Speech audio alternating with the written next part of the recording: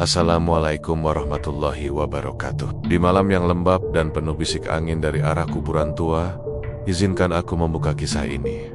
Kisah yang seharusnya tidak pernah diceritakan. Di balik nisan-nisan batu berukir huruf asing, tersimpan rahasia kelam yang menolak mati. Rahasia tentang susuk yang ditanam bukan untuk kecantikan, melainkan untuk mengikat arwah, agar tetap tinggal di antara bayang-bayang dunia, di tempat di mana tanah selalu basah walau tidak turun hujan, dan bau dupa bercampur dengan anyir kematian. Sebuah nisan tua berdiri retak, kusam, tapi masih memancarkan kilau aneh seperti emas yang terperangkap dalam kegelapan.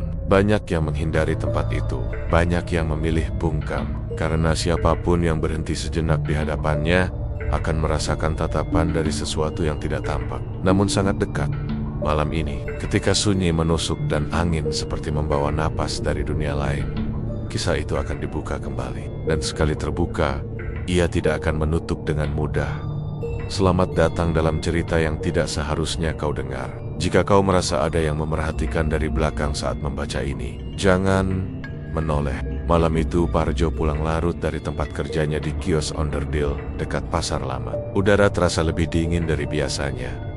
Seperti ada embusan angin dari ruang kosong yang tak terlihat. Jalan setapak yang ia lalui melewati area pemakaman Cina tua di pinggir kota, tempat yang selalu dihindari warga, terutama setelah jam 9 malam. Namun Parjo tak punya pilihan lain. Jalan kecil itu memotong waktu tempuhnya hampir setengah jam, dan ia sudah terlalu lelah untuk berputar lebih jauh. Lampu jalan hanya ada 2, jaraknya sangat jauh, sisanya gelap total. Langkah Parjo melambat saat ia tiba di depan gerbang besi berkarat pemakaman itu. Pintu setengah terbuka, bergoyang pelan seperti diayun angin. Padahal malam itu tidak ada angin sama sekali. Parjo menghela napas dan menelan ludah. Ia berkata dalam hati, "Sudahlah, lewat saja, toh cuma kuburan." Tapi kalimat itu terdengar membohongi dirinya sendiri. Begitu ia melangkah masuk ke jalan setapak di antara makam, suara jangkrik mendadak hilang. Sunyi, hanya terdengar suara sandal jepit Parjo menyentuh tanah kering. Di kanan kiri, nisan-nisan batu berjejer dalam keheningan yang menekan. Sebagian besar nisan bertuliskan huruf Tionghoa yang sudah pudar. Ada dupa tersisa yang telah menjadi abu. Ada mangkuk kecil berisi arak yang sudah mengering. Semuanya tampak seperti ditinggalkan oleh waktu. Langkah Parjo berhenti ketika ia melihat satu nisan yang berbeda dari yang lain, berdiri sedikit terpisah dari barisan makam lain. Nisan itu lebih tua, warnanya kusam kehitaman seperti telah ditumbuhi jamur. Namun bentuknya masih tegak kokoh, seolah menolak runtuh. Di bagian permukaannya terdapat ukiran huruf Tionghoa kuno, sangat halus, seolah diukir oleh tangan ahli. Yang membuat Parjo merinding adalah ukiran wajah perempuan di bagian bawahnya, perempuan berambut panjang, dengan mata tertutup dan bibir tipis yang sioleala, sedang tersenyum kecil. Kenapa nisan ini seperti mengawasi orang lewat? Gumam Parjo tanpa sadar.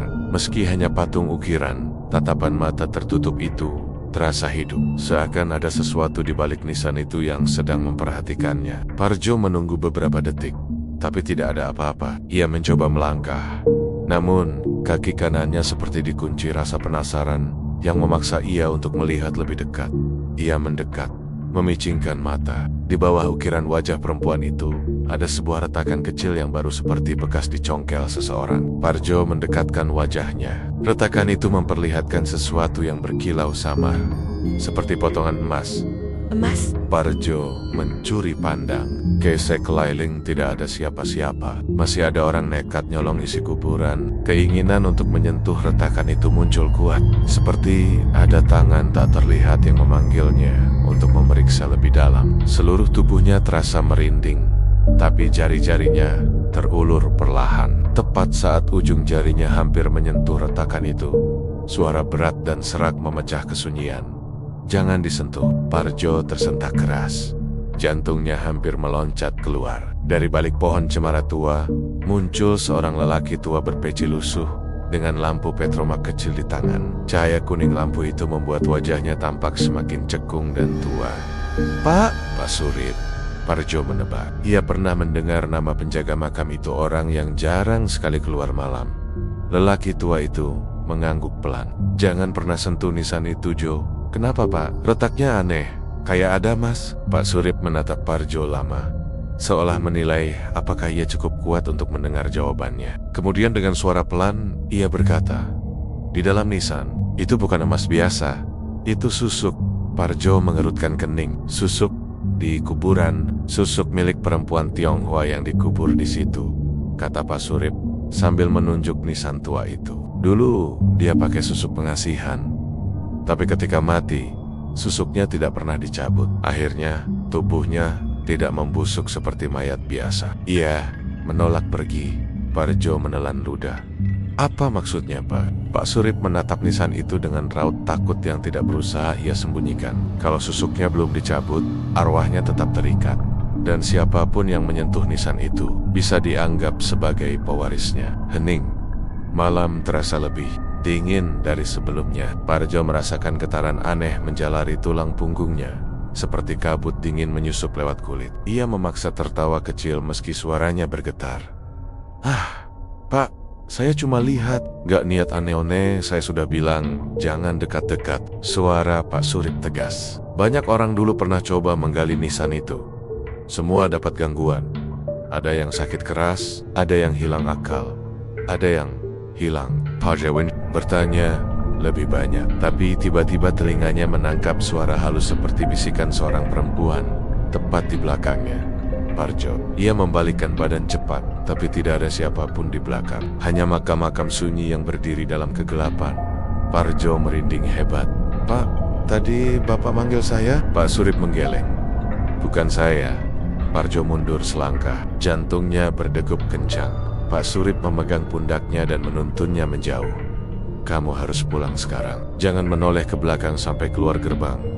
Parjo patuh, meski rasa takut membuat dadanya sesak. Ia berjalan cepat, bahkan hampir berlari. Sepanjang jalan, ia menahan diri agar tidak menoleh. Tapi dari sudut telinganya, ia mendengar sesuatu suara samar yang mengalun seperti perempuan berbisik lembut. Namun dingin. Kau datang, jangan pergi. Parjo menggigit bibir, menahan diri agar tidak menoleh. Ia terus berjalan sampai gerbang besi tua itu dilewatinya. Dan begitu ia melewatinya, suara-suara itu hilang seketika. Jangkrik kembali berbunyi, angin kembali bergerak. Namun, Parjo tidak menyadari satu hal. Di bagian belakang lehernya, ada bekas garis tipis, seperti goresan jarum yang belum ada sebelumnya. Dan malam itu adalah awal dari sesuatu yang akan merubah hidupnya selamanya. Keesokan paginya, Parjo terbangun dengan kepala berat dan mimpi yang tidak jelas. Ia merasa seperti baru saja berlari jauh, meski tubuhnya tetap terbaring semalaman. Satu hal yang paling ia ingat adalah suara seorang perempuan yang memanggil namanya, berulang-ulang, seolah berada tepat di belakang telinganya. Ketika Parjo bangun dan duduk, tengkuknya terasa sedikit perih. Ia meraba bagian belakang lehernya dan menemukan garis tipis yang semalam ia abaikan. Sekarang warnanya semakin jelas, memerah seperti bekas goresan jarum. Ia menghela napas panjang. Mimpi apa semalam itu? Namun semakin ia mencoba melupakan kejadian di kuburan, semakin jelas ingatan itu muncul. Sosok Pak Surip, nisan tua, ukiran perempuan, retakan yang memancarkan warna emas, dan bisikan samar yang terdengar seolah berasal dari bawah tanah. Parjo bekerja seperti biasa di kios onderdil, tapi pikirannya tidak tenang. Setiap suara kecil terdengar lebih tajam dari biasanya. Setiap bayangan di sudut ruangan membuatnya waspada. Ketika ia menunduk untuk mengambil obeng, ia melihat kilatan kecil di kaca etalase pantulan bayangan perempuan berambut panjang berdiri di belakangnya. Parjo langsung menoleh. Tidak ada siapapun. Dadanya mulai sesak. Gak bener ini. Menjelang siang, Parjo memutuskan untuk mencari jawaban. Nama yang terlintas di kepalanya hanya satu. Acong, pemilik toko herbal Tionghoa tua di deretan ruko lama. Orang yang sering disebat-sebat sebagai keturunan keluarga penjaga ritual tradisional. Parjo tak pernah dekat dengannya, tapi ia tahu Acong menyimpan banyak cerita lama tentang kuburan Cina di daerah itu. Saat Parjo masuk ke tokonya, aroma jamu, kayu manis, dan dupa bercampur memenuhi udara. Di belakang meja, Acong, lelaki usia 60-an dengan rambut putih tipis, sedang menumbuk. Rempet. Acong menatap Parjo tajam, Sebelum Parjo sempat membuka mulut. "Semalam kamu lewat kuburan, ya?" Parjo tercekat.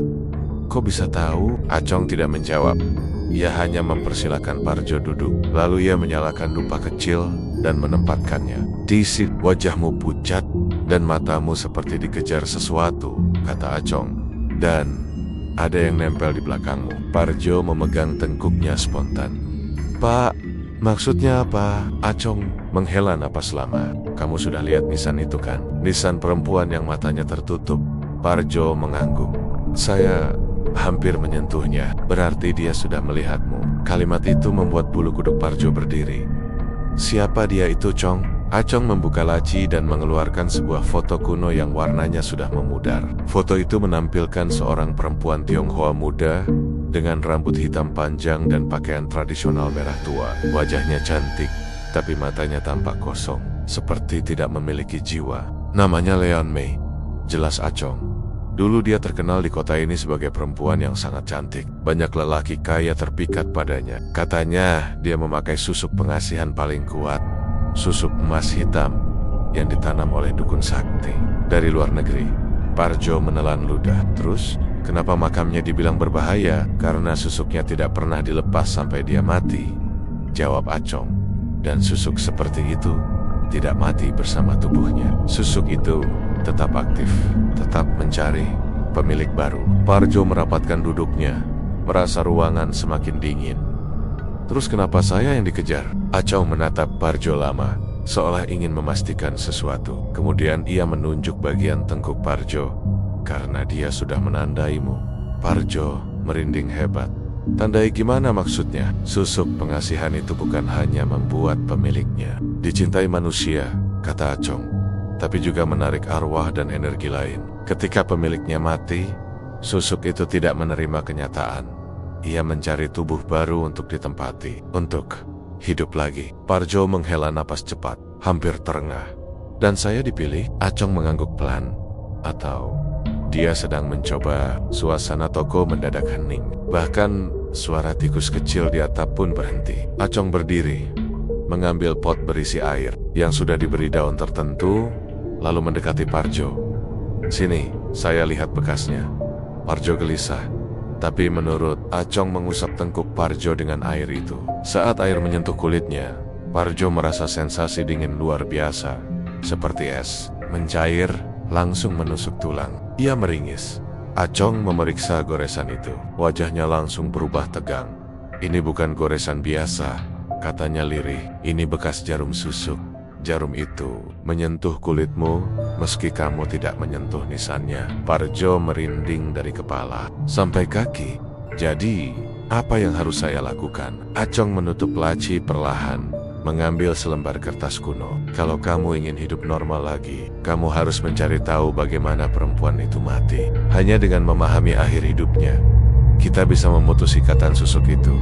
Parjo mengangguk, walau hatinya bergetar ketakutan. Namun sebelum Acong sempat melanjutkan, sesuatu terjadi. Suara derit datang dari pintu toko. Padahal tidak ada angin. Dupa yang menyala bergoyang cepat, lalu apinya padam sendiri. Suhu ruangan turun drastis. Napas Parjo terlihat seperti uap. Lalu suara itu terdengar halus, dingin, sangat dekat. "Parjo, jangan jauh dariku." Acong langsung menoleh ke arah belakang Parjo. Wajahnya berubah pucat. "Dia sudah masuk ke ruangan ini," bisiknya. Parjo tak berani menoleh.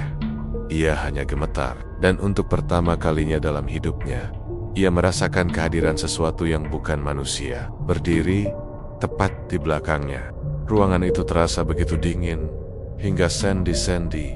Parjo kaku, napasnya keluar sebagai asap tipis. Padahal di luar cuaca terik. Acong mundur satu langkah, matanya menatap kosong ke arah belakang Parjo, seolah melihat sesuatu yang tidak boleh ia lihat. "Jangan menoleh," bisik Acong dengan suara tercekat. "Kalau kamu menoleh sebelum aku bilang, dia bisa masuk ke dalam ragamu." Parjo hampir tidak bisa bernapas. Seluruh bulu kuduknya berdiri. Dari arah tengkuknya, ia merasakan hembusan napas dingin, pelan tapi jelas, seolah seseorang berdiri sangat dekat. Lalu muncul suara lembut, suara perempuan, suara yang sama yang ia dengar di kuburan semalam. Jo, suara itu tidak seperti manusia hidup. Tidak seperti bisikan biasa. Suaranya seperti berasal dari bawah tanah, dari ruang gelap yang sangat dalam. Parjo gemetar begitu keras hingga kursinya berderit. Acong menutup matanya sejenak, kemudian meraih sebuah botol kecil berisi air bening dari rak belakang. Ia mengguncangnya perlahan, membaca doa dalam bahasa yang Parjo tidak mengerti. Dengan tangan gemetar, ia menyiramkan setetes air itu ke lantai. Tetesan air itu mengenai ubin dan mendesis keras seperti menyentuh logam panas. Hush, Parjo tersentak. Acong memaki pelan dalam bahasa Hokkien. Dia sudah terlalu dekat, gumamnya. Tiba-tiba, dupa yang padam tadi menyala lagi tanpa api. Nyala merah kecil itu memanjang, berubah seperti garis tipis yang menari di udara, membentuk lengkungan, menyerupai bentuk jarum panjang. Akan langsung mengambil jepitan logam dan menjepit dupa itu, mematikannya paksa. Dia menggunakan sisa energinya untuk menandai ruangan. Jelas Acong, kalau tidak dihentikan, dia akan membuat jalur agar bisa masuk kapan saja. Parjo menelan ludah. Pak, dia sebenarnya mau apa dari saya? Acong memandang Parjo dengan wajah muram, lalu berujar lirih. Dia mencari tubuh baru untuk menampung susuknya. Dan dia telah memilihmu, Parjo Terdium. Kata-kata itu seolah menyambar seperti petir. Ia ingin menyangkal, tapi bisikan dingin di belakangnya hanyalah bukti bahwa semuanya nyata. Aku memilihmu. Parjo menutup mata keras-keras. Dadanya sesak. Ia merasa setiap helai rambut di tengkuknya bergerak perlahan, seperti disentuh tangan tak terlihat. Acong mengambil kipas bambu tua di rak belakang, membuka lipatannya, lalu mengibaskannya ke arah belakang Parjo sambil mengucap mantra cepat. Angin dari kipas itu bukan angin biasa, lebih berat, seperti tekanan udara yang memaksa sesuatu menjauh. Seketika, suhu ruangan naik sedikit.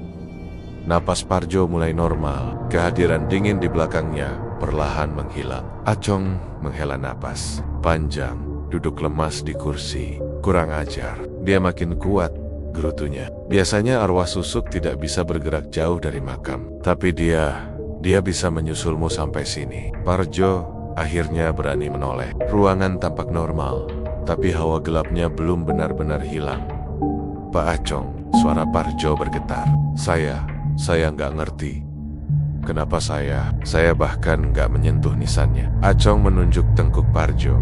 Karena dia menyentuhmu, itu sudah cukup untuk membangun ikatan. Parjo memegang tengkuknya. Bekas goresan itu makin terasa perih, seperti terbakar dari dalam. Acong kemudian mengambil sebuah buku usang dari rak paling bawah. Sampulnya dari kulit, warnanya coklat tua, dan terdapat ukiran huruf Cina kuno di bagian depan. Iya, hati-hati. Halaman demi halaman berisi gambar dan tulisan yang tak dipahami Parjo. Ini catatan leluhur saya, ujar Acong, tentang ritual susuk hitam. Salah satunya, susuk yang dipakai Leon Mei. Acong menunjuk sebuah ilustrasi. Gambar perempuan berwajah cantik dengan jarum-jarum emas menembus kulitnya di pipi, dahi, leher, dan dada. Benak sekoli, seperti sisik yang menempel. Parjo merasa mual, katanya. Lanjut Acong. Susuk itu ditanam oleh dukun sakti yang ingin menjadikan Leon Mei perempuan paling memikat di kotanya. Tapi ada syarat. Susuk itu tidak boleh dilepas sampai pemiliknya menemukan cinta sejatinya. Parjo mengernyit. Terus dia nggak nemu. Acong menggeleng pelan. Mungkin dia mencintai seseorang, tapi cintanya tidak berbalas. Dan karena itulah dia mati dengan susuk masih menempel di tubuhnya. Susuk itu menolak mati. Arwahnya menolak tenang. Parjo merasakan jantungnya berdebar tak karuan. Terus, apa hubungannya sama saya? Arwah dan susuk itu mencari pengganti. Jawab Acong. Kamu mendekati nisannya tepat saat energi susuk bangkit. Itu bukan kebetulan. Mungkin kamu mirip seseorang dari masa lalunya. Atau mungkin dia hanya butuh tubuh yang mudah ia kuasai. Parjo berdiri mendadak, napas memburu. Terus, apa yang harus saya lakukan? Saya nggak mau jadi wadah buat arwah perempuan itu. Acong menutup buku dan menatap Parjo dalam-dalam. Kalau kamu ingin lepas dari kejarannya, kamu harus melihat apa yang terjadi pada makam itu. Kamu harus tahu siapa yang mencoba membuka retakan di nisan semalam. Itu bukan retakan alami. Ada yang mencoba mengambil susuknya. Parjo mengingat jelas retakan kecil itu. Kilatan emas samar di baliknya. Siapa yang mau ambil susuk di kuburan? Mereka yang ingin kekuatan susuk tanpa bayar harga, jawab Acong.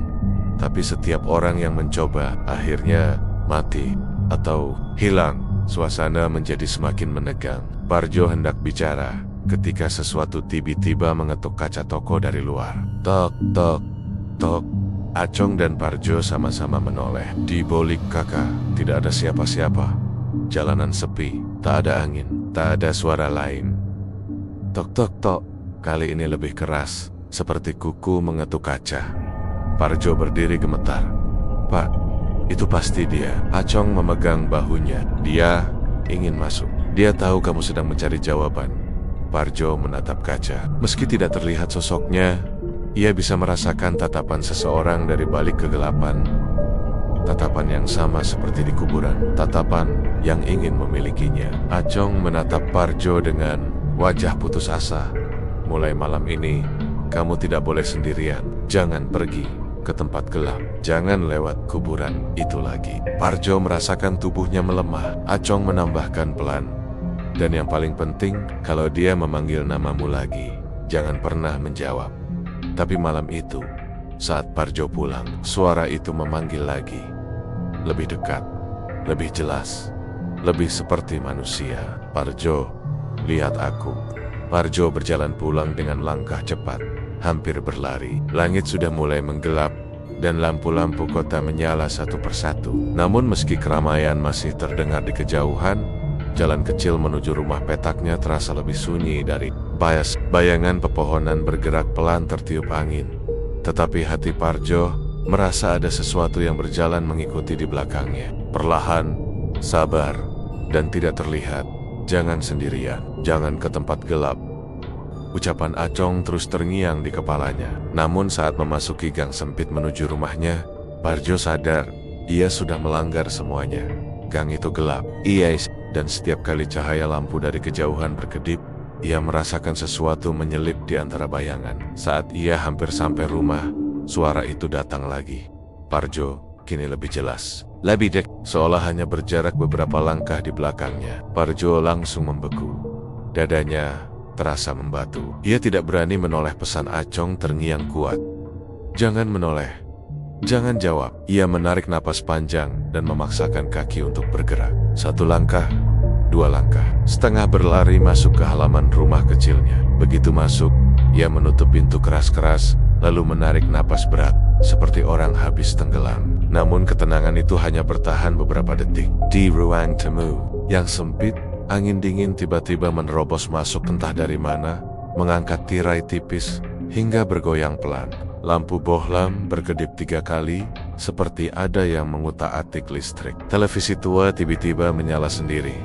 Meski Parjo yakin sudah mencabut colokannya tadi pagi. Layarnya tidak menampilkan siaran apapun, hanya statik hitam putih yang berdesis. Lirih, Parjo berdiri kaku. Tidak ada angin yang cukup kuat untuk membuat udara sedingin ini. Tidak ada listrik yang seharusnya menyala. Dan tidak ada alasan bagi televisinya untuk berubah seperti itu. Kecuali ada sesuatu yang ingin menunjukkan kehadirannya. Perlahan, dari tengah layar bergaris itu, muncul bayangan gelap. Pentahunia memanjang seperti rambut yang melambai-lambai di air. Lalu muncul sisi wajah pucat dengan mata tertutup. Parjo tersentak mundur, menabrak kursi. Tidak, gumamnya. Suara hampir hilang. Bayangan itu semakin jelas. Rambut panjangnya berjatuhan, bibirnya melengkung seperti hendak tersenyum. Meski hanya siluet, Parjo tahu itu dia, perempuan dari kuburan tua. Lian Mei. Suara itu keluar bukan dari televisi, tapi dari dalam ruangan, dari sudut kanan, di dekat jendela. Parjo menjerit kecil, tubuhnya terpaku. Ia menoleh ke arah suara. Walau seluruh tubuhnya menolak, di balik tirai jendela, samar-samar terlihat tangan pucat menempel dari luar kaca. Jemari panjang dengan kuku yang sangat runcing. Tok, tok. Kuku itu mengetuk kaca, pelan tapi jelas. Parjo, lihat aku. Parjo mundur sampai punggungnya menempel ke tembok. Napasnya tersengal. Keringat dingin membasahi pelipisnya. Dalam kepanikan, ia ingat pesan Acong lagi. Jangan jawab. Namun suara itu tidak berhenti. Tok, tok, tok. Buka. Aku ingin bicara.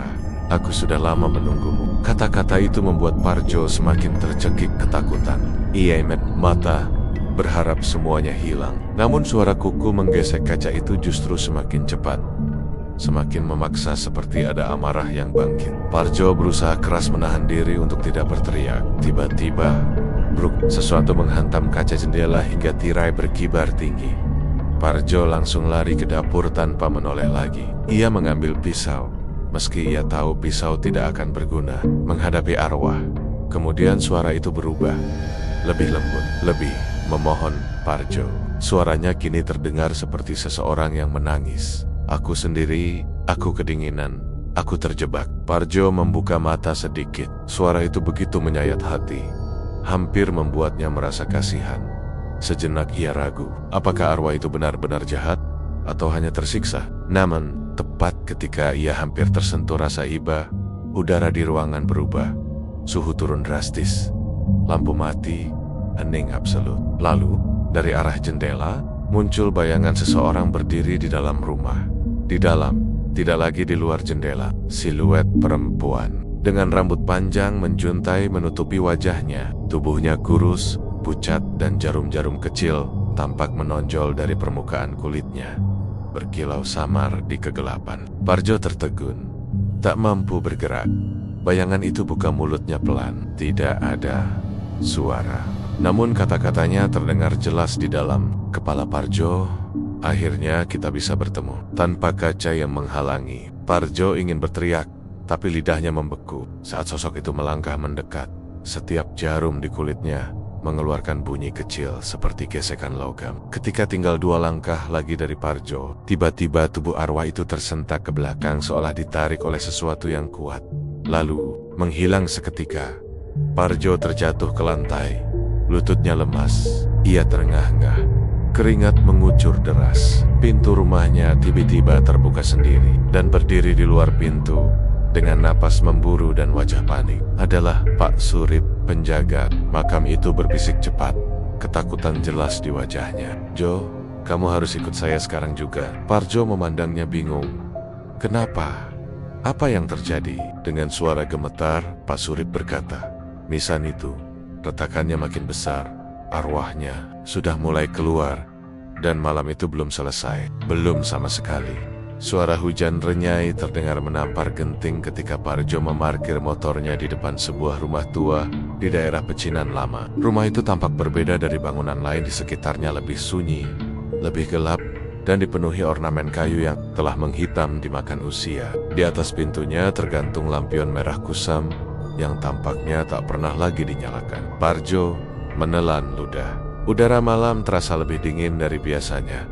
Bajo Lim, dukun Tionghoa, sepuh yang disebutkan Encik Liang, konon tinggal di rumah ini. Dan ia adalah satu-satunya yang tahu asal-usul susuk nisan tua yang sedang memburu Parjo.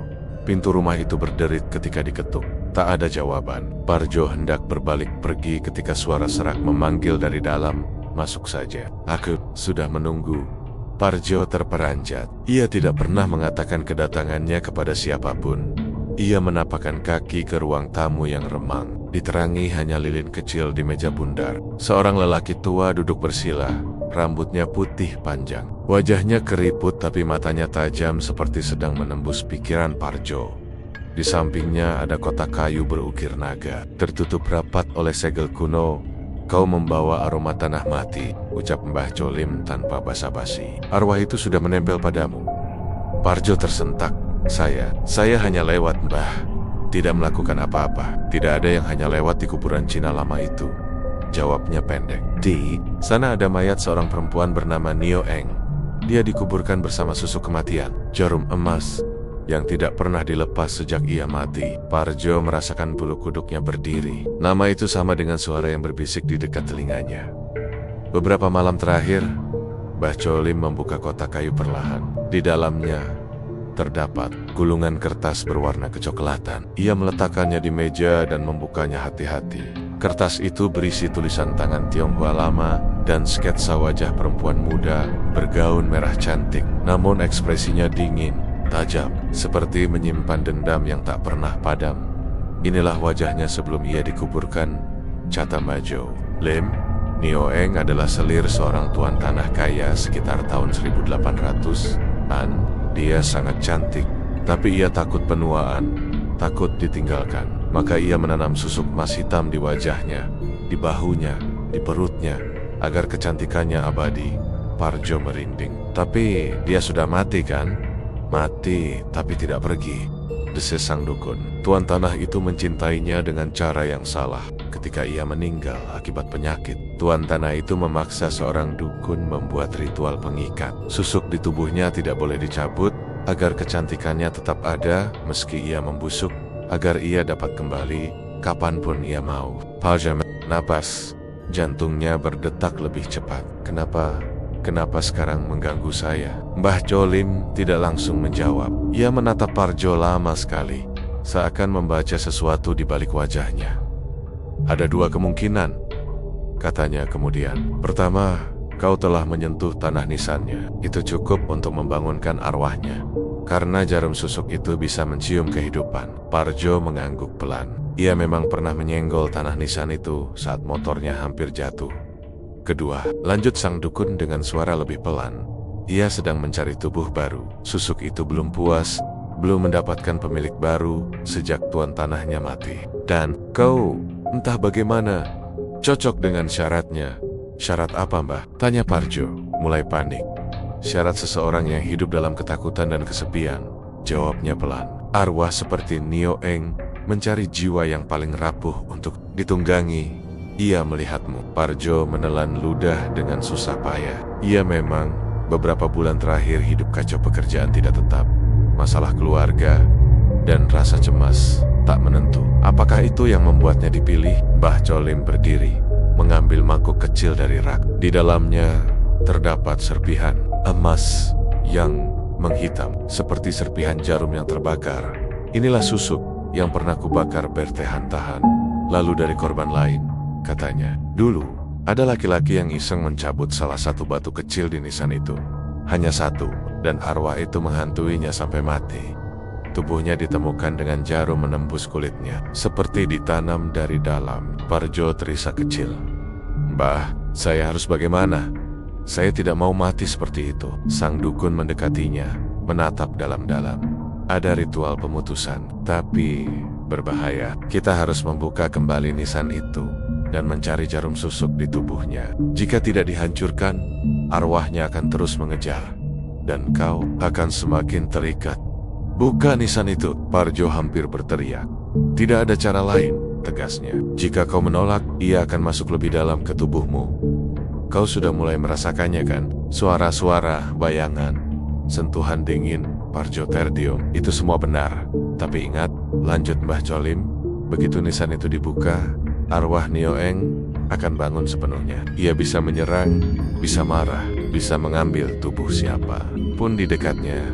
Parjo menunduk, gemetar. Namun ia tahu tidak ada pilihan lain. Jika ia diam saja, arwah itu akan semakin lekat dan akhirnya mengambil alih tubuhnya. Mbah Cholim menutup gulungan kertas itu dengan hati-hati. Pulanglah dulu, tapi jangan tidur. Jangan sendiri. Dan kalau kau mendengar suara perempuan berbisik di jendela, jangan jawab. Parjo menatap dukun itu dengan wajah pucat. Bah, kapan kita buka nisannya? Besok malam, jawabnya tegas. Tepat saat bulan gelap, saat arwah paling lemah dan paling lapar. Parjo menggigil. Besok malam, ia harus datang kembali ke pemakaman Cina, tempat di mana jiwa perempuan bersusik emas hitam itu menunggunya. Dan mungkin hanya salah satu dari mereka yang akan pulang hidup.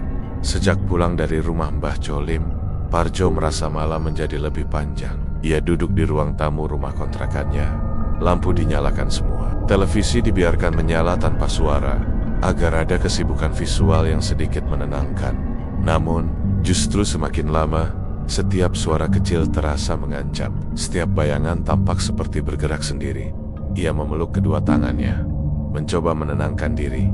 Aku cuma capek, gumamnya berkali-kali. Tetapi di dalam dadanya ada rasa dingin yang tak mau pergi. Seperti ada sesuatu yang mengintai dari balik kulitnya sendiri. Pukul hampir tengah malam, ketika teleponnya bergetar. Nama yang muncul di layar, Encik Liang. Parjo mengangkat cepat. Jo, kau di Rama, jangan keluar malam ini. Suara Encik Liang terdengar terburu-buru. Ada apa, Cik? Penjaga makam bilang, ada yang berkeliaran di dekat Nisan Nioeng. Bukan orang, dan ia menyebut ada sesuatu yang memanggil nama seseorang. Namamu? Suara Encik Liang bergetar, seperti sedang menahan ketakutan. Parjo merasakan tubuhnya menjadi ringan seperti kehilangan darah. Tapi aku di rumah, Cik. Aku nggak kemana-mana. Justru itu masalahnya, jawab Encik Liang. Kalau dia memanggil namamu dari kuburan, berarti dia sedang mencari. Sebelum Parjo sempat merespons, lampu ruang tamu padam. Klik, gelap total. Televisi mati. Kipas mati. Semua seperti dicabut serentak. Parjo terhenti. Napasnya tercekat. Cik halo-halo, ia menempelkan ponsel ke telinga. Tidak ada suara. Sambungan terputus. Lalu, ada suara lain. Krek, krek, krek. Seperti kuku panjang menggesek tembok, berjalan dari arah dapur menuju ruang tamu. Parjo tidak berani bergerak. Ia memaksa pikirannya tetap logis. Ini tikus, atau kucing, atau apapun. Bukan suara itu berhenti tepat di sampingnya. Sunyi, tidak ada angin, tidak ada apapun. Hingga Parjo, bisikan tipis itu suaranya. Basah, dekat sekali. Seolah berada persis di telinganya. Parjo menjerit dan melompat menjauh. Tubuhnya hampir terjatuh. Siapa? Jangan dekat-dekat aku. Jantungnya berdetak kencang. Ia berlari ke kamar, mengambil senter dari laci, menyalakannya, lalu menyorot ke ruang tamu. Tidak ada siapapun. Tidak ada bayangan. Tidak ada pintu terbuka. Namun di lantai, ada bekas tanah. Tanah merah gelap, basah, seperti tanah kuburan, dan bentuknya seperti jejak kaki perempuan kecil yang berjalan. Masuk ke dalam rumahnya, Parjo hampir pingsan. Ia memutuskan keluar rumah saja, tidak peduli hujan atau gelap. Tetapi begitu ia membuka pintu depan, pintu itu tertutup kembali dengan keras, seperti ada kekuatan besar yang menahannya dari luar. Dek! Parjo mundur, tersungkur, dadanya sesak. Lampu tiba-tiba menyala sendiri, memadam sendiri. Menyala lagi, seperti rumah itu sedang dikuasai sesuatu. Ia merangkak ke jendela, berusaha membukanya. Ketika kaca terbuka sedikit, Parjo menoleh keluar. Ada wajah perempuan pucat menempel di balik jendela. Rambut panjang basah, mata merah menyala, dan jarum emas yang menembus kulit pipinya. Wajah itu tersenyum, tidak wajar, tidak manusiawi. Parjo memekik dan menutup jendela sekuat tenaga. Wajah itu hilang seketika, tetapi bisikannya tetap terdengar. Besok malam, kau datang. Ya, suara itu samar, seolah berasal dari setiap sudut rumah. Tidak, tidak, aku tidak mau. Parjo memukul telinganya sendiri, berharap suara itu lenyap. Setelah beberapa menit yang terasa seperti selamanya, Rama kembali. Tenang, lampu menyala stabil, tidak ada suara. Jejak tanah pun menghilang perlahan, seperti sedang disedot oleh lantai. Parjo menangis terseduh-seduh, tubuh gemetar hebat. Ia duduk bersandar ke dinding, memeluk dirinya sendiri. Dalam hati ia tahu malam ini hanyalah peringatan, hanya sapaan. Yang sebenarnya akan datang adalah malam berikutnya. Pagi datang dengan cepat, atau mungkin Parjo tidak tidur sama sekali. Matahari naik pelan-pelan, namun sinarnya tidak membawa ketenangan. Tengkuknya terasa panas, tubuhnya lemas, dan setiap kali memejamkan mata, ia melihat wajah perempuan itu dengan jarum-jarum menyembul seperti duri. Siang harinya, Encik Liang datang memeriksa. Ia membawa dupa dan garam kasar. Ketika melihat wajah Parjo, ia langsung tahu bahwa gangguan itu sudah melewati batas. Kau tidak boleh sendirian malam ini, kata Encik Liang tegas. Ritual pembukaan nisan itu harus dilakukan. Kalau arwahnya akan menempel permanen. Parjo mengangguk lemah. Aku merasa seperti ada yang ikut masuk ke tubuh kucing. Encik Liang memperhatikan leher Parjo. Ada bekas garis merah tipis, memanjang seperti goresan kuku perempuan. Jo, ia sudah mencoba menyentuhmu, bisiknya. Parjo merasa lututnya melemas kembali. Ia duduk di kursi, menangis tanpa suara. Jo, kata Encik Liang sambil menepuk pundaknya. Malam ini, apapun yang terjadi, kita harus ke makam. Mbah Colim bilang waktunya tepat. Kalau kita menunggu hingga bulan terang, awe itu ekat semakin kuat, kau bisa diambil kapan saja. Parjo mengangguk. Ia sudah tidak punya pilihan. Namun saat itu, entah kenapa, Parjo merasa seolah ada seseorang mengawasi dari sudut ruangan. Ia menoleh perlahan. Hanya ada lemari tua. Namun, bayangan lemari itu tampak lebih panjang dari biasanya. Lebih gelap, lebih padat, dan dari dalamnya seperti ada yang mengetuk pelan. Tok tok tok. Encik Liang mendadak pucat. Jauh, dia belum pergi dari rumahmu. Parjo hanya bisa menatap kosong. Ia tidak tahu apakah malam ini ia akan tetap hidup.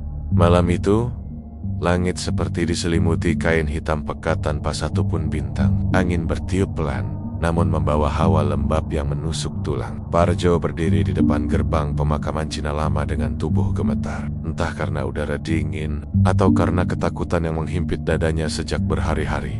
Di sampingnya, Encik Liang membawa lentera minyak kecil. Sementara Mbah Jolim sudah menunggu di dalam. Berdiri di bawah pohon kepuh besar, yang batangnya melintir seperti tulang-tulang. Tua, kalian datang. Suara Mbah Jolim pelan, namun tegas. Parjo memaksakan diri melangkah. Setiap injakan terdengar lebih keras dari biasanya. Kuburan yang biasanya sunyi, kini terasa seperti ratusan mata mengintip dari balik nisan. Apa benar ini harus dilakukan, Mbah? Suara Parjo serak. Sangat. Sang dukun Tionghoa tidak menatapnya. Ia sudah terbangun, dan ia sudah menandaimu. Parjo mengusap tengkuknya yang sejak tadi terasa panas. Bekas goresan merah semakin memanjang, seperti digores kuku dari dalam kulit. Ia mencoba tidak memikirkannya. Mereka berjalan menyusuri lorong makam yang gelap. Lentera yang dibawa Encik Liang sesekali bergetar, karena tangannya tidak stabil. Setiap nisan tampak lebih tinggi dari biasanya, seperti sedang mengawasi. Sampai akhirnya mereka tiba di sebuah makam besar dengan nisan batu abu-abu berukir huruf Tionghoa kuno. Nisan itu lebih tua dari seluruh makam di sekitarnya, bergerak, retak, seolah sudah terlalu lama menyimpan sesuatu. Tanah di depannya tampak berbeda, merah gelap, basah walau hujan sudah berhenti sejak jam 4 sore. Dan hawa di sekitarnya lebih dingin, seperti ditarik dari dunia lain. Nisan Niaweng, Parjo berbisik. Mbah Jolim mengangguk perlahan. Dan kau harus tetap di sini. Tubuhmu sudah terhubung dengan arwahnya. Jika kau lari, ia akan mengikuti sampai kemanapun. Parjo menunduk. Ia tahu itu benar. Mbah Jolim menancapkan 3 batang dupa di tanah. Aroma wangi tajam menyebar, menutupi bau tanah basah dan angin malam. Ia mengeluarkan benda-benda ritual. Mangkuk tanah liat, segenggam garam hitam, dan selembar kain merah tua. Parjo memperhatikan dari belakang. Encik Liang, Mbah. Encik Liang bertanya pelan. Apa benar kita harus menggali kuburnya? Sang dukun mengangguk sekali. Jarum susuknya masih utuh. Selama belum dihancurkan, arwahnya akan terus mencari tubuh baru. Parjo menggigit bibirnya. Tapi, apa dia akan muncul? Mbah Jolim menatapnya dalam-dalam. Bukan mungkin. Pasti. Parjo merasakan kakinya ingin kabur, tetapi tubuhnya seperti ditahan takdir. Dukun itu mulai membacakan mantra. Suaranya rendah, dalam, dan bergema di antara batu nisan, seolah dipantulkan berkali-kali oleh udara malam.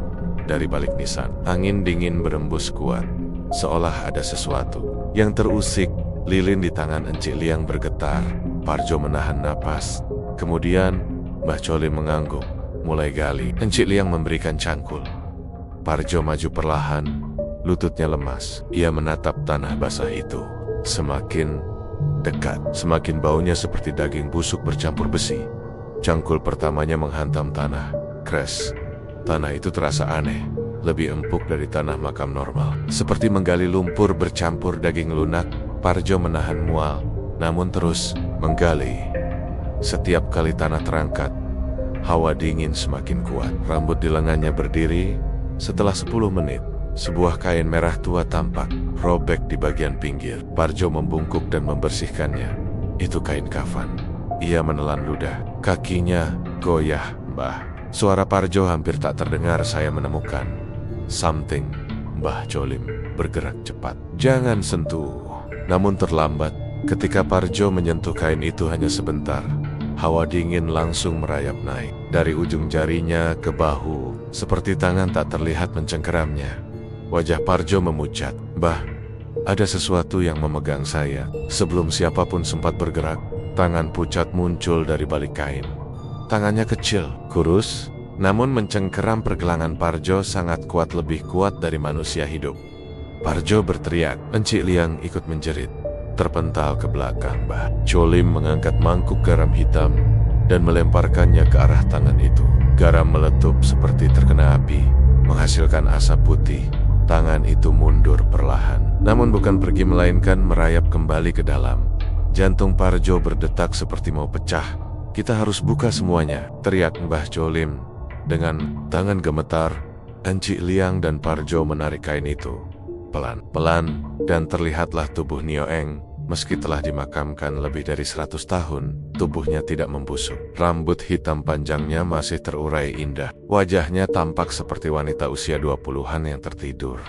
Tetapi jarum-jarum emas hitam mencuat dari kulitnya di pipi, di dahi, di leher, menembus kulit dengan sudut aneh. Beberapa jarum sudah tenggelam setengah, seolah ditarik sesuatu. Dari dalam tubuh Parjo ingin muntah. Ia menutup mulut. Dia masih, bisiknya. Susuk itu menjaga tubuhnya, jawab Mbah Cholim. Dan susuk itu yang mengikat arwahnya ke tubuhmu. Mbah Cholim mengangkat tongkat kayunya. Bersiaplah, ketika ritual dimulai, ia akan bangun. Encik Liang mundur beberapa langkah. Bangun? Maksud Mbah, bangun bagaimana? Belum sempat sang dukun menjawab, kelopak mata jenazah itu bergetar. Awalnya pelan, lalu semakin cepat. Parjo mematung. Encik Liang menjerit. Mbah Cholim hanya mengencangkan cengkeraman pada tongkatnya. Kemudian matanya terbuka. Mata merah gelap, seperti bara yang hidup tapi tidak memancarkan cahaya apapun. Ia menatap lurus pada Parjo dan tersenyum pelan, kaku. Dengan jarum emas menusuk bibirnya dari dalam. Suara itu bukan suara manusia, bukan pula suara hantu. Suaranya seperti dua suara bertumpuk, suara perempuan muda dan suara serak tua yang penuh kebencian. Parjo mundur beberapa langkah, hingga punggungnya menabrak nisan lain. Mbah Cholim berteriak, jangan berpaling, dia sudah memilih tubuhmu. Tanah di sekitar makam mulai bergetar. Angin berputar, membentuk pusaran kecil. Lilin-lilin padam serentak, dan dari tubuh Nio Eng, jarum-jarum susuk mulai bergerak. Perlahan, seperti hidup, menusuk keluar dari kulitnya satu persatu. Mencari arah, semua mengarah pada Parjo. Tanah berguncang semakin kuat, membuat kuburan tua itu seperti bernafas. Jarum-jarum emas hitam di tubuh Nio Eng bergetar pelan, lalu bergerak serempak, seolah ditarik oleh kekuatan tak terlihat. Ujung-ujungnya mengarah ke Parjo, seperti ratusan mata kecil yang siap menusuk.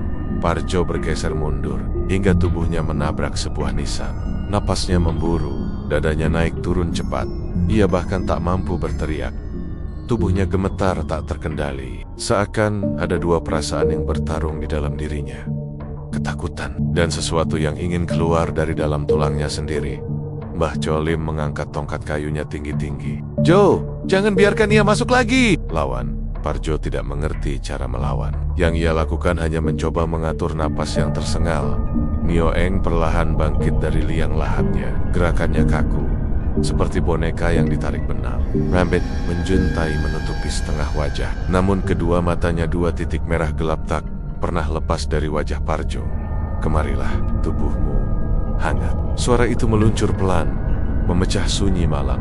Parjo menjerit, jangan dekat-dekat aku. Namun kaki Nio Eng justru melangkah, menginjak tanah basah tanpa suara. Jarum-jarum pada tubuhnya bergetar seperti sayap serangga.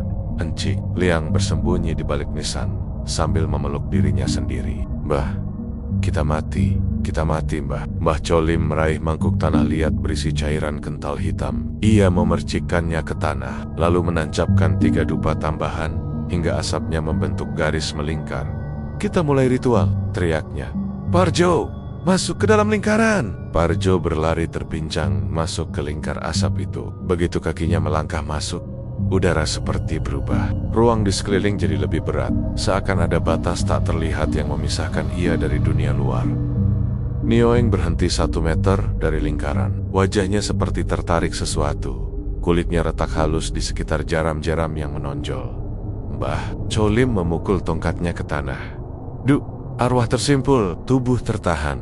Susuk terbuka, jeritan halus terdengar dari arah jenazah. Ujung jarum-jarum itu berputar, memaksa keluar dari kulit. Beberapa terlepas dan jatuh ke tanah, meleleh seperti lilin hitam yang terbakar. Nio Eng memekik-pekikan panjang yang menyayat gendang telinga. Tanah bergetar makin kuat, akar pohon di sekitar mencuat seakan ingin lari. Parjo menutup telinganya, tetapi suara itu terdengar langsung di kepalanya.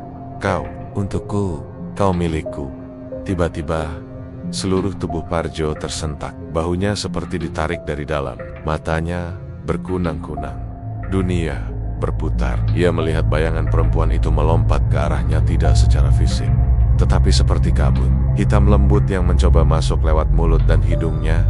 Parjo terjatuh di dalam lingkaran. Kakinya kejang, darah keluar dari hidungnya. Mbah, dia masuk ke aku. Parjo memekek, jangan izinkan. Mbah Cholim membentak. Saat dia memasuki tubuhmu, dia harus melewati garis ini. Selama lingkaran belum pecah, dia tidak bisa menyatu. Tetapi tiba-tiba asap lingkaran menipis. Bukan karena angin, melainkan seperti ada sesuatu yang menghirupnya dari luar. Nio Eng memiringkan kepala, tersenyum. Lingkaranmu rapuh? Lalu ia mengangkat jarinya yang pucat. Ujung jarinya menusuk udara, dan lingkar asap pecah di satu titik. Asap tersebar, lingkaran putus. Mbah Cholim memekik. ENC3 tambah dupa di samping kiri.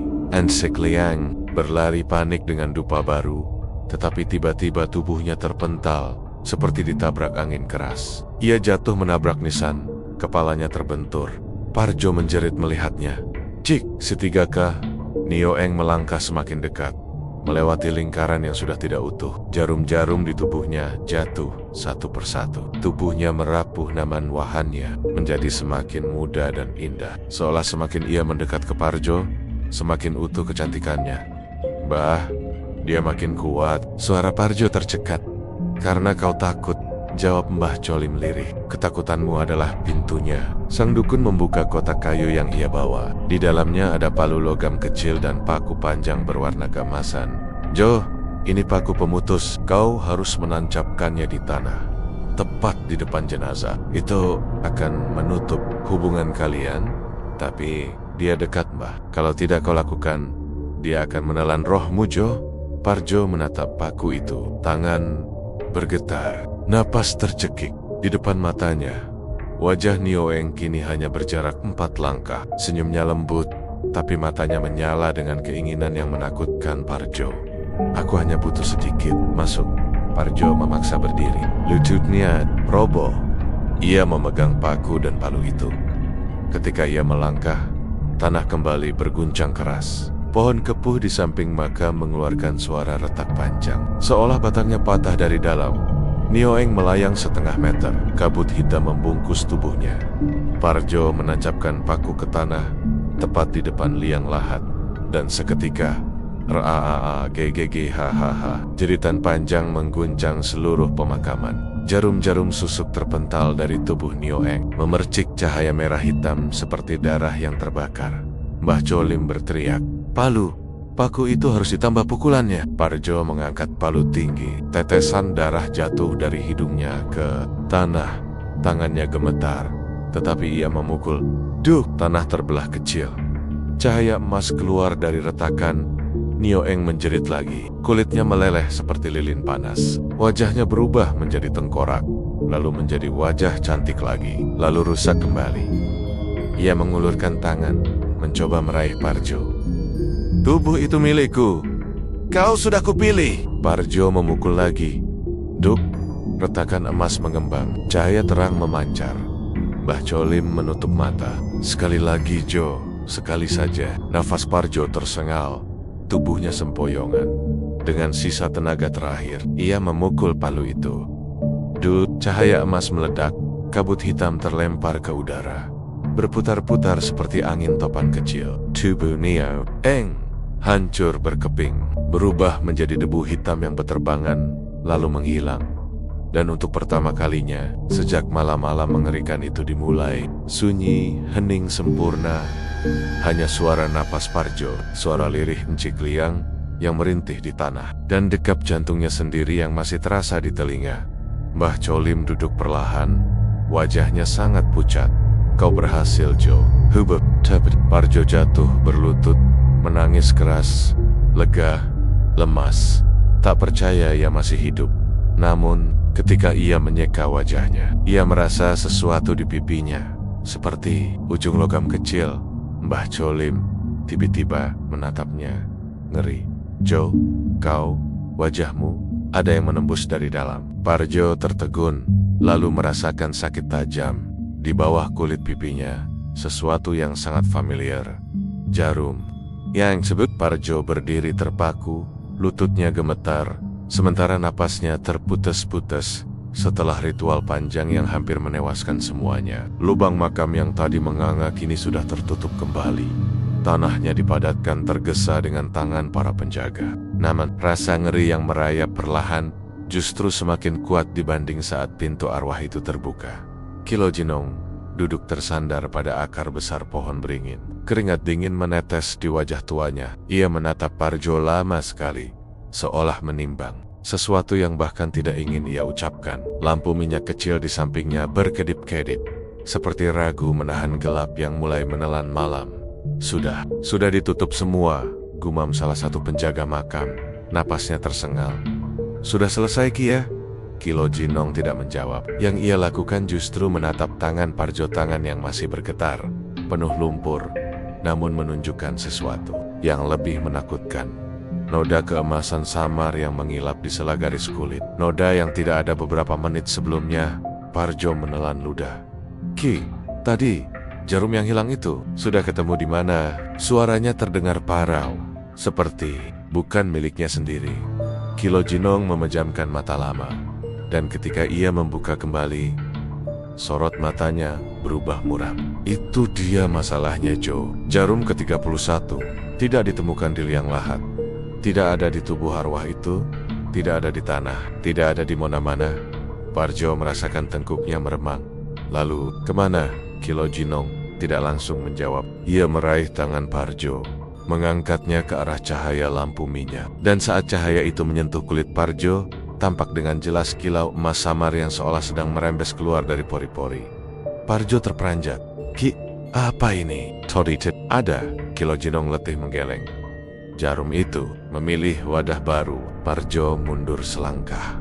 Dadanya mencelos seakan tenggelam dalam kegelapan kuburan. Jangan bercanda, Ki. Parjo. Suara Kilo Jinong berubah berat, seperti menahan ketakutan yang sama besarnya. Arwah wanita itu telah dipaksa pergi, tapi kekuatan susuknya tidak hilang. Ia mencari tubuh yang masih bernapas, dan tubuhmu, Jo, yang paling dekat saat ritual mencapai puncak. Parjo memegangi dadanya, panik. Aku tidak merasakan apa-apa. Belum sempat kota-kota itu selesai, tubuhnya tiba-tiba dijejali sensasi dingin tajam, seperti puluhan jarum menusuk dari dalam, bukan dari luar. Ia terhuyung, terjatuh berlutut, matanya memanas. Lalu tiba-tiba pandangannya berpendar dengan cahaya. Keemasan yang bukan miliknya. Kiki panas, dingin, sakit. Tuhan, apa yang terjadi padaku? Kilo Jinong segera merapal doa, namun suaranya pecah. Parjo merasakan tubuhnya diseret oleh sesuatu yang tidak terlihat, bukan keluar, tetapi ke dalam dirinya sendiri. Seolah ada suara perempuan yang berbisik di dalam dada, lembut namun mengerikan. Biarkan aku tinggal. Biarkan aku sempurna. Parjo menjerit, memukul tanah, tapi rasa sakit itu hanya semakin kuat. Kilau keemasan merayap dari matanya ke kening, lalu menghilang seperti diserap oleh kulit. Para penjaga mundur takut, beberapa sampai menjatuhkan lampunya. Setelah beberapa menit yang terasa seperti siksaan berjam-jam, rasa sakit itu hilang mendadak. Parjo roboh, terengah-engah, sunyi. Tidak ada lagi bisikan, tidak ada lagi sensasi ditusuk, hanya kelelahan yang menghantamnya seperti gelombang gelap. Kilo Jinong mendekat hati-hati. Jo, kau bisa dengar aku? Parjo mengangguk pelan. Ya, Ki, tapi aku merasa bukan cuma aku di dalam sini. Kilo Jinong tahu, namun ia menekan rasa takutnya. Kita akan cari cara. Jarum itu kuat, tapi bukan mustahil diatasi. Parjo menarik napas panjang, mencoba berdiri. Tapi saat ia bangkit, bayangan tubuhnya di tanah terlihat aneh lebih tinggi, beberapa sentimeter dari tubuhnya sendiri. meskipun sumber cahaya tidak berubah. Dan di wajah bayangan itu, tampak bentuk garis tipis seperti jarum menusuk dari balik kulit. Parjo memejamkan mata, menggigit bibirnya. Ki, tolong bilang ini cuma bayanganku. Kilo Jinong menatap tanah dengan wajah pucat. Jo, itu bukan bayangan, itu pantulan dari sesuatu yang sudah menempel pada jiwamu. Parjo memalingkan wajah, menahan gemetar. Ia merasa ada napas dingin di belakang telinganya. Padahal tidak ada siapapun di dekatnya. Dan lagi-lagi terdengar bisikan halus, sangat dekat. Cubemet, hangat. Aku akan tinggal lama di sini. Parjo menegang. Sementara jauh di belakang, burung gagak yang bertengger di nisan tua tiba-tiba terbang, mengeluarkan suara serak panjang yang memecah sunyi pemakaman. Kilo Jinong meraih bahu Parjo.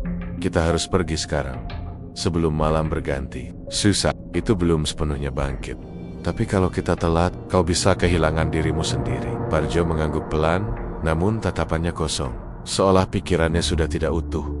Saat mereka meninggalkan pemakaman, nisan tua itu bergetar pelan. Tanahnya retak setipis rambut, dan dari celah retakan itu, muncul kilau emas kecil seperti sinyal bahwa apapun yang terjadi malam ini belum berakhir dan nasib Parjo baru saja dimulai.